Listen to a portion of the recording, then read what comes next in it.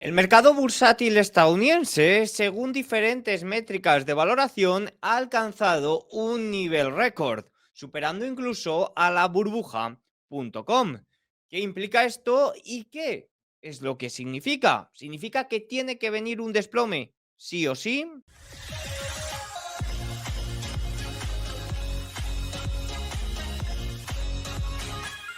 Muy buenas a todos y bienvenidos un día más al canal. Hoy es domingo 28 de septiembre de 2025 y en este vídeo vamos a repasar cómo ha sido la última semana en los diferentes mercados. En América un poquito más débil, algo más sólido por el lado europeo, y vamos sobre todo a analizar qué es lo que se viene. Las valoraciones siguen muy exigentes, incluso según diferentes métricas de Bloomberg, marcando niveles récord, niveles históricos, algo que en otras ocasiones ha predecido o ha anticipado grandes desplomes, pero que no tiene por qué significar eso, sino que hay otras formas de ajustar esos múltiplos. Vamos a ver qué es lo que esto significa y todo lo que ello implica. Para la próxima semana tenemos ese nubarrón de posible cierre de gobierno, pero aún así tenemos muchísimos datos macro relevantes que vamos a analizar en este vídeo. Vamos a empezar hablando un poco de cómo ha sido el cierre. Por ejemplo, en Wall Street, pues oye, la cosa ha cerrado un poquito más débil para finalizar el mes de septiembre. Todavía quedan un par de sesiones, pero bueno, el mes ha sido muy positivo, la última semana un poquito más débil. Fíjense que los índices americanos en todo el año pues tiene un retorno bastante positivo, Russell 2000 un poquito más rezagado, subiendo el 9%. Fíjense que lo que comentábamos en las últimas 2 semanas, que las microcompañías lo habían hecho mejor que el resto, pues fíjense, en la última semana también, las micro prácticamente planas, mientras que el resto, y con los 7 magníficos a la cabeza, han cerrado una semanita un poquito más débil. Por sectores, prácticamente todos los sectores, salvo la energía y utilities, han cerrado en negativo en la semana, aunque sí que es cierto que el viernes remontaron algo de terreno. Si vemos los índices más a la cabeza, fíjense que la carrera ahora mismo se encuentra entre el IBEX 35 y el Hansen de China. El IBEX tuvo un viernes bastante positivo, una semana en general débil pero positiva, y el Hansen un poquito más corrigiendo, ¿no? Un poquito más a la baja esta semana, y eso hace que el IBEX 35 vuelva a ser la cabeza dentro de los índices globales. En cuanto a activos, eso sí, vemos como el oro, en este caso, es el verdadero líder, incluso superando a Bitcoin o Ethereum, que también lo han hecho excelentemente bien en los últimos meses. Fíjense, después de 3 días de ventas en Wall Street, concretamente en el S&P 500, la racha más perdedora desde agosto, los compradores de caídas regresaron justo el viernes y lograron empujar al S&P 500 a que cerraran los 6.643. Fíjense que en ningún momento se perdieron los 6.600 al cierre. El jueves se amagó, pero fíjense cómo rechazó muy bien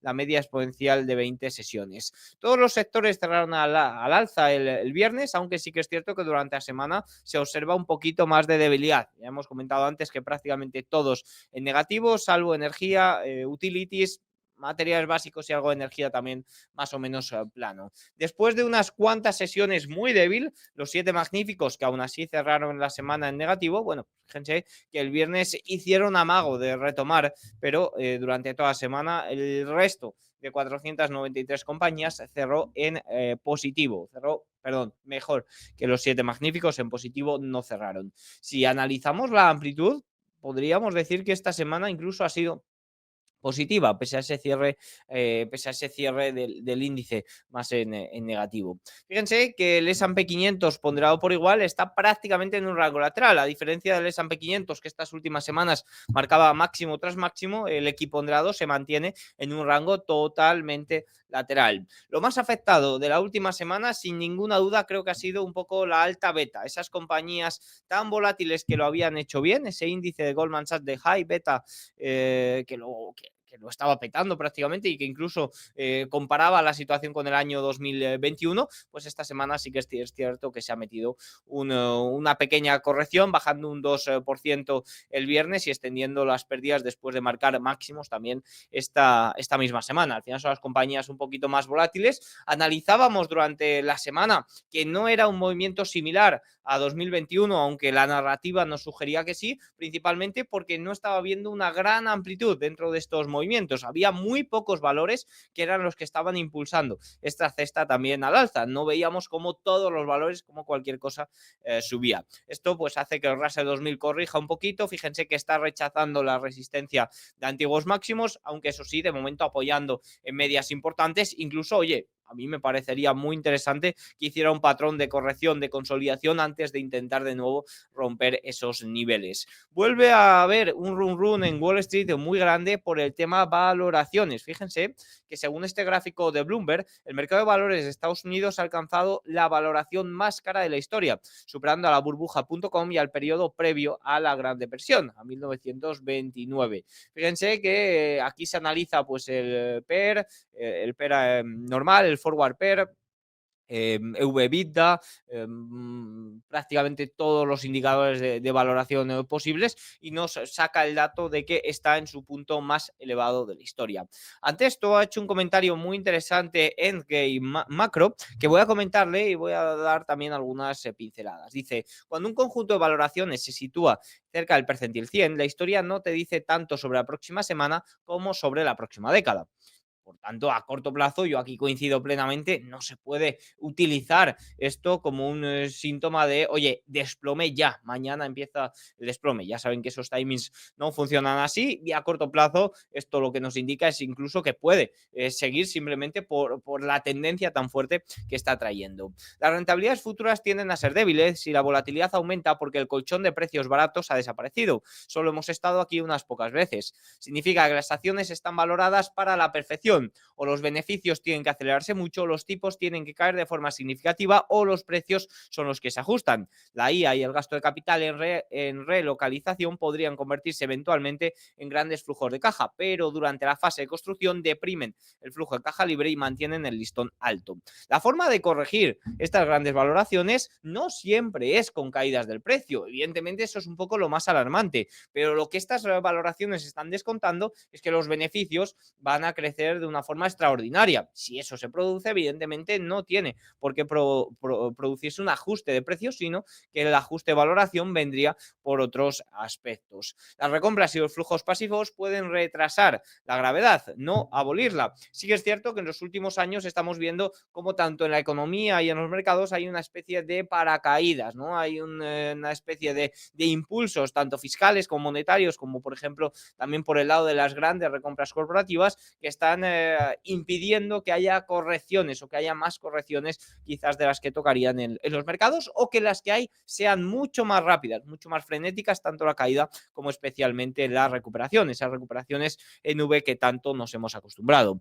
Los extremos anteriores se resolvieron en años de rentabilidades reales planas o pobres salpicadas de caídas bruscas, a menos que un auténtico boom de productividad rescatara los mercados. Si ese boom no cumple lo esperado o los costes de financiación se mantienen elevados, la historia dice que el camino de menor resistencia es la comprensión de múltiplos, no porque cambie las narrativas, sino porque lo que hace la matemática. Básicamente, lo que nos dice la matemática es que estas valoraciones tienden a ajustarse, no tanto como la próxima semana, pero sí durante los próximos años. Aquí existe el riesgo de que el boom que se está descontando de aumento de beneficios, de perfección, sobre todo con el tema de inteligencia artificial, no se cumpla. En ese caso existe una gran probabilidad de gran desplome o de gran ajuste por el lado de los precios. También puede ocurrir prácticamente nada, ¿no? Que se quede plano la cosa, que los beneficios se aumenten no tanto como se esperaba, y que por tanto el ajuste venga por revalorizaciones o rentabilidades un poquito más débiles.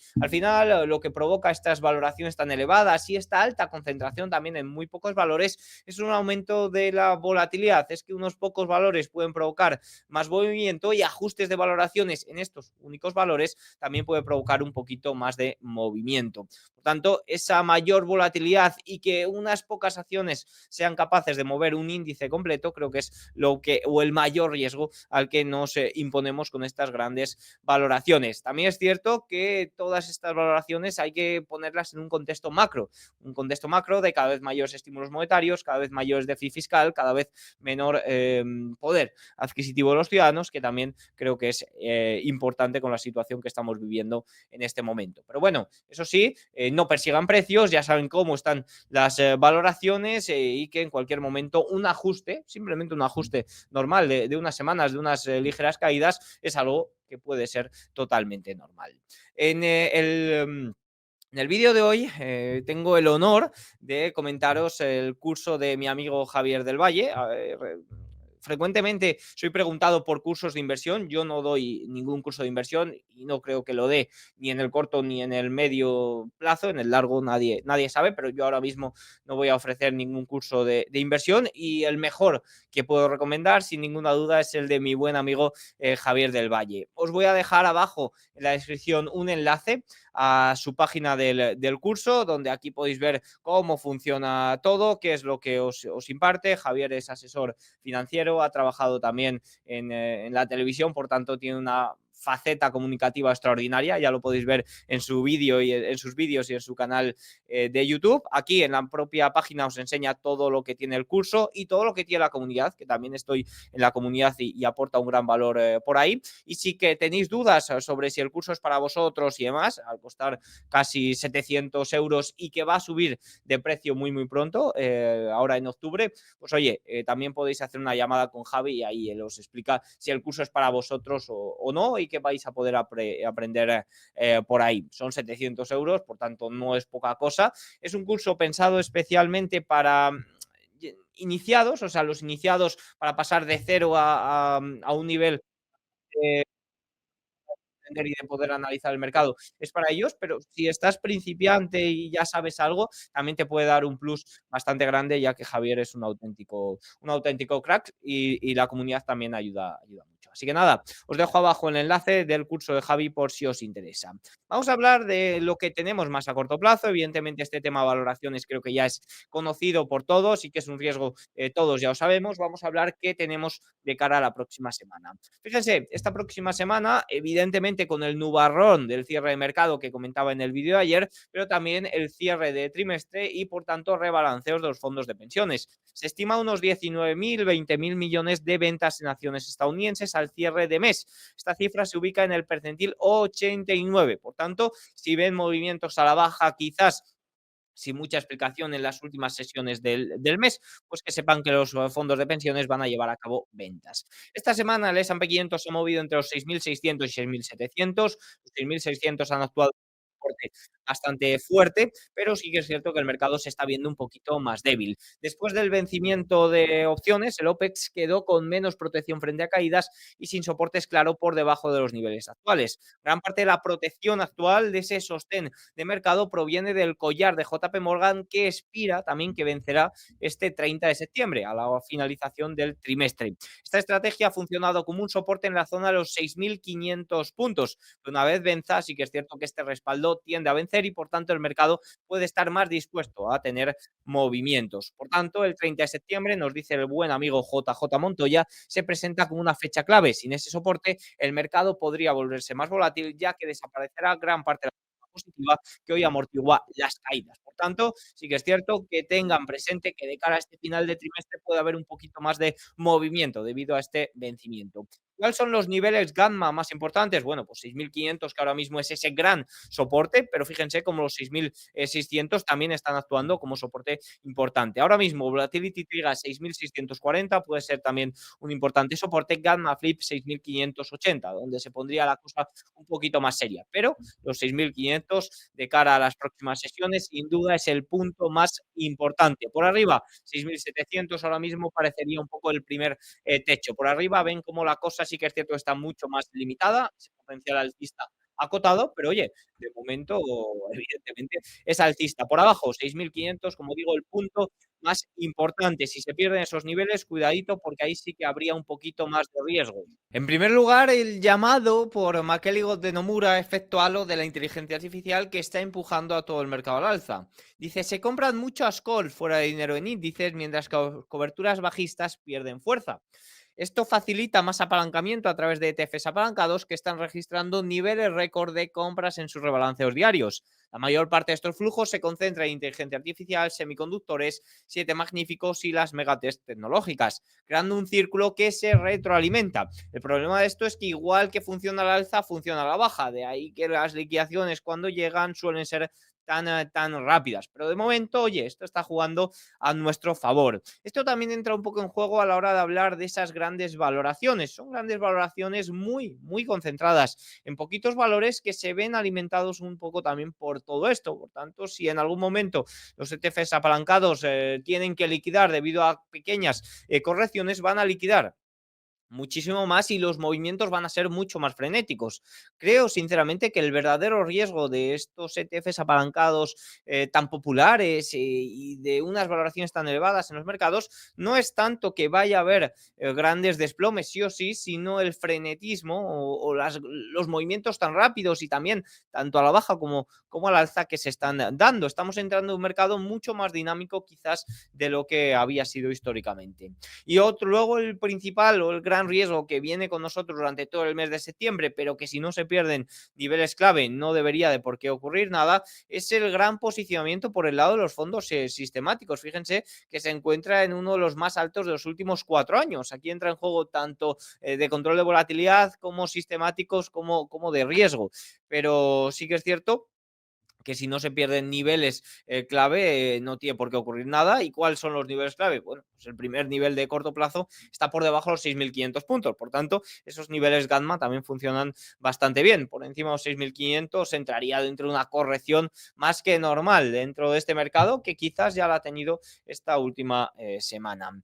Analizando un poquito los mercados de renta fija, ha habido mucho movimiento durante la semana. Los rendimientos han ido ampliamente al alza, corrigiendo gran parte de la caída del mes de septiembre, sobre todo con un rendimiento a 10 años rozando el 4,17%. Ha ido al alza especialmente porque los datos económicos han sido sorprendentemente sólidos. Para la próxima semana se prevén datos de empleo bastante débiles en general, no solo el dato de nóminas no agrícolas. Quizás eso sirve un poco para aclarar la situación sobre si habrá bajadas de tipos en el mes de octubre o no y cuántas bajadas de tipos puede haber en lo que va de año. ¿Cuál es un poco lo que puede generar más nerviosismo? Y estoy expectante de ver cómo es la reacción de los bonos sobre un posible cierre del gobierno. Teóricamente, para la renta variable, como ya mostrábamos en el vídeo de ayer, no debería de por qué afectar. Para la renta fija estoy expectante, también porque rendimientos pasados estábamos en una situación muy distinta por el lado de la renta fija, especialmente el tramo largo de los bonos que se está viendo muy afectado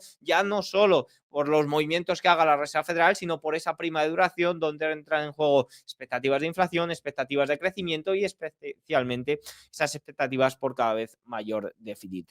En la semana hemos tenido un repunte sólido por el lado del dólar. Fíjense que ha recuperado medias importantes. El viernes se vino un poquito abajo, pero aún así cerró por encima de medias importantes. No me confiaría yo mucho con el dólar ni al alza ni a la baja. Creo que el dólar va a estar muy ruidoso lo que queda de año, haciendo un patrón muy similar al del año 2017. Ha sido una fantástica semana para el oro y especialmente para la plata, que ha recuperado máximos desde los últimos 14 años. La plata superando los $46 en la semana y el oro pues que también está muy cerquita de esos máximos históricos, rondando casi los $3.800. Oro y plata que se ven muy beneficiados por lo mismo que por lo que los rendimientos a largo plazo están tan elevados, ¿no? Por esas expectativas de cada vez mayor déficit. Es una cobertura especialmente fuerte a esa credibilidad institucional y vemos que lo está mostrando día tras día. Quizás un poco el mayor temor de consolidación o el mayor riesgo para una consolidación o corrección de estos metales sería un poco austeridad por el lado fiscal, algo que si bien se quiere lograr de una forma u otra en Estados Unidos, a nivel global no vamos en esa dirección y lo vemos con la liquidez global de Michael Howell marcando máximo tras máximo prácticamente cada semana.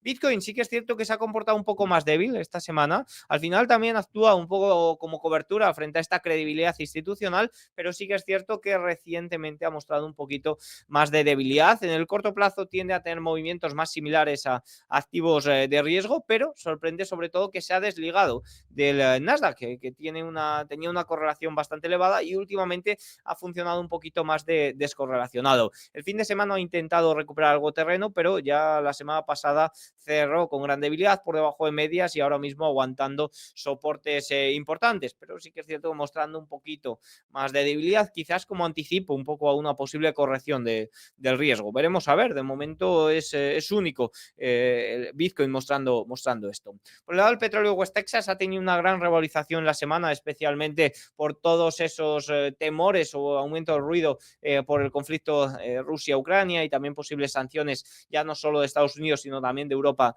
a Rusia, pero el viernes rechazó media de 200 y sigue en niveles bastante bajos el West Texas. Por el lado europeo, hemos tenido una semana, podríamos decir que al alza, pero los índices europeos están muy parados en general. Eurostock 600, CAC 40 francés, DAX alemán, en un rango lateral de estos aburridos en los que entran los mercados europeos. Es mucho más difícil que entren en estos mercados tan laterales los índices americanos, pero los mercados europeos sí que es cierto que por ese lado se pueden volver muy, muy aburridos. Queda ya lejos ese buen retorno que tuvo el mercado en la primera mitad de año y fíjense que el año prácticamente desde marzo está parado en el Stock 600. No así en el IBEX 35, que ha vuelto a tener una semana bastante positiva, sobre todo el viernes. Y es, me atrevería a decir, el único de los pocos índices europeos con momentum y con fortaleza. Al final, el IBEX 35 tiene un segmento, un núcleo bancario muy diferenciado de otros índices y por ahí sí que es cierto que se está volviendo a ver